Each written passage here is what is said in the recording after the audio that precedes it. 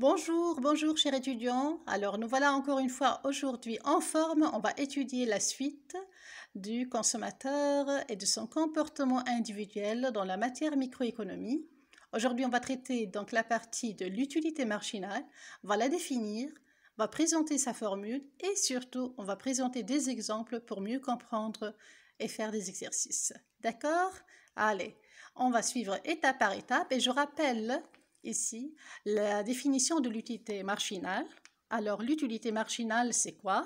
Tout simplement, c'est le supplément de l'utilité totale qui découle de la consommation d'une unité supplémentaire d'un bien.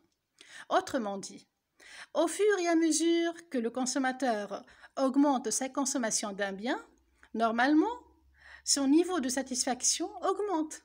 Par exemple, le chocolat. Si vous êtes gourmand, vous préférez manger du chocolat, donc le premier morceau consommé, il va donner un plaisir. Le deuxième morceau consommé va donner aussi un plaisir. Plus j'augmente la consommation du chocolat, puis je suis satisfait. Reste que, à un certain moment, la dernière partie consommée, ou bien le dernier morceau consommé, va me procurer une satisfaction qui sera moins élevée que la précédente, n'est-ce pas? Donc le goût va être différent. Voilà ce que veut dire l'utilité marginale. Donc c'est tout simplement la variation de l'utilité induite par une unité supplémentaire de ce bien. Donc la formule est simple. On écrit l'utilité marginale d'un bien, donc toujours par rapport à x, les biens x ou bien y, d'accord? On commence par x. Voilà comment on note la formule, c'est la variation de U par rapport à X. On peut calculer l'utilité marginale de cette façon, U2 moins U1 sur X2 moins X1. On a fait cet exemple l'autre fois. Ou bien aujourd'hui, on va ajouter une nouvelle formule, c'est la dérivée de U par rapport à X. C'est toujours le même principe, d'accord? C'est variation, mais on va la calculer avec une nouvelle notion, la dérivée de U par rapport à X. Donc, si c'était utilité marginale de y, toujours on note u petit m de y au lieu de x, ce sera la dérivée de u par rapport à y. C'est la formule. Mais avant de faire les exemples et comprendre mieux comment on applique, je vais vous rappeler donc d'une formule mathématique qu'on aura besoin. Donc, la voilà. La dérivée, c'est quoi? Il y a plusieurs formes de dérivée. Je vais vous donner l'exemple là où on a une fonction sous forme de x à la puissance n. La dérivée sera toujours n, x, n-1. Par exemple, x à la puissance 3. La dérivée, c'est-à-dire on note comme ça toujours la forme de la dérivée, ce sera n, x, n-1. N, c'est qui? C'est la puissance. Donc on remplace n par 3.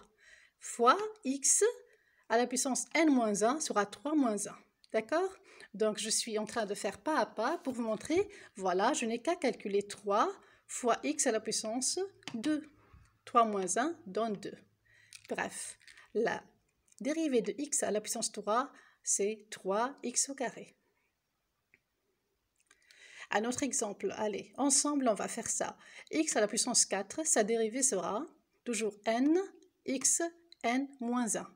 N, c'est qui? C'est la puissance. 4, x, 4 moins 1. 4 fois x, bien sûr, à la puissance 3. 4 moins 1, ça donne 3. D'accord?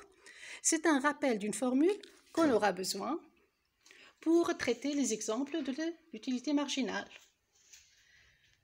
Passons maintenant à une forme d'une utilité totale. Alors, on note l'utilité totale U, xy. Par exemple, cette fonction, elle a la forme 3 fois x fois y. Comment on dérive? Si on calcule l'utilité marginale de x, on écrit toujours la formule, c'est la dérivée de u par rapport à x. Et puisque je suis en train de dériver u par rapport à x, j'observe l'utilité totale, je dis où est x? La voilà. Elle est attachée à qui? Il y a des coefficients, comme vous remarquez, c'est une multiplication. La première remarque que je fais, toujours observez bien votre fonction. Elle est de quel type? Est-ce que c'est une addition? Est-ce que c'est une multiplication? Pour notre cas, c'est une multiplication. Donc, x, il est là. Il est attaché à 3 et à y. c'est simple, il n'y a pas de puissance, d'accord? Directement, vous écrivez 3 fois y, voilà la dérivée. Donc, c'est une forme de fonction simple de multiplication. Si je dérive par rapport à y, je vais déterminer l'utilité marginale de y. J'écris toujours la formule, la dérivée de u par rapport à y. Alors, je reviens à la forme générale. Où est y? La voilà. C'est une multiplication. Elle est attachée à qui? Qui sont les coefficients? 3 fois x, n'est-ce pas? C'est 3x. 3x attaché à y, j'écris 3x. Voilà la dérivée d'une forme de multiplication simple sans puissance. Voilà. Où est x? Le voilà. Attaché à qui? 3y. Tac, tac. Où est y? Le voilà. Il est attaché à qui? 3x. Tac, tac. C'est comme ça comment je détermine les deux utilités marginales que j'aurai besoin pour calculer après le taux marginal de substitution. Mais laissons maintenant dans le cas de l'utilité marginale. À notre exemple, allez, on améliore un peu notre calcul. Je vais ajouter la puissance. Comment faire? X à la puissance 3 fois y. C'est une multiplication, d'accord? Toujours j'observe la forme.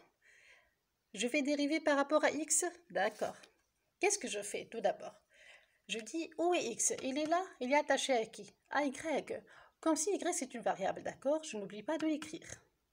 Attaché à qui? Il n'y a pas ni 2 ni 3, il y a y. Je l'écris. Il est multiplié à y. Par la suite, je vais donc me concentrer sur x à la puissance 3 et je rappelle la formule que x à la puissance n, sa dérivée c'est n fois x à la puissance n moins 1. Allez, on applique. Donc on aura la dérivée de x, de u par rapport à x, pardon, ce sera 3, voilà, n, x à la puissance 3 moins 1, ce sera 2. 3x au carré. Et surtout, je n'oublie pas fois y. Donc, toujours, je conseille mes étudiants de ne pas oublier d'écrire y. Si je fais la dérivée de u par rapport à y maintenant, je vais me poser la même question. Et je vais me dire, donc, où est y? Tout simplement, il est là. Donc, ici, il y a une petite rectification. Y, il est là. Il est attaché à qui? Il est attaché à x au cube. Donc, directement, on écrit, c'est x au cube. D'accord? Puisque y n'a pas de puissance. Donc, on ne va pas faire la formule de la puissance. Juste, j'écris, il est attaché à qui? J'espère que c'est clair. On finit avec un autre exemple. Donc, regardez, observez avec moi. Un troisième cas. L'utilité de xy, c'est égal à 2, x au cube fois y. Allez, on dérive ensemble la dérivée de u par rapport à x. Qu'est-ce qu'on pose la question? Je suis en train de dériver par rapport à x. Alors, où est x? Le voilà. Il est attaché à qui puisque c'est une multiplication? Il est attaché à 2 et à y, n'est-ce pas? Alors, j'écris le 2, je n'oublie pas le y, d'accord? Il ne faut pas les oublier. Je m'occupe de x au cube maintenant. X au cube, sa dérivée, c'est x à la puissance n, n'est-ce pas? C'est 3x au carré. Pourquoi? Parce que c'est 3 fois x à la puissance 3 moins 1.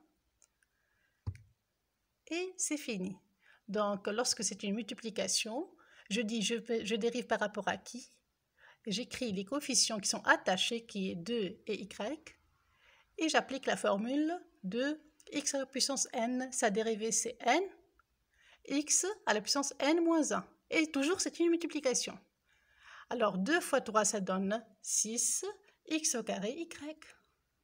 Comme ça j'ai réussi à calculer la dérivée de u par rapport à x.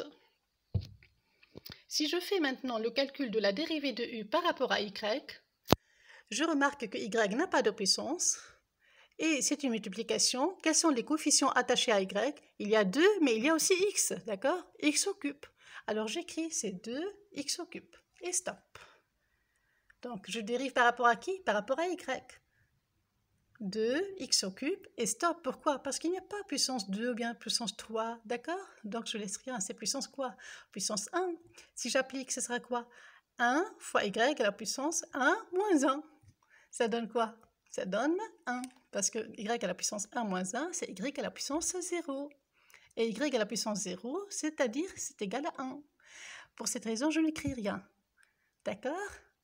J'espère que c'est clair. Donc, comme exemple, relisez bien. Si vous avez aimé ça, donc, indiquez-moi votre avis. Merci.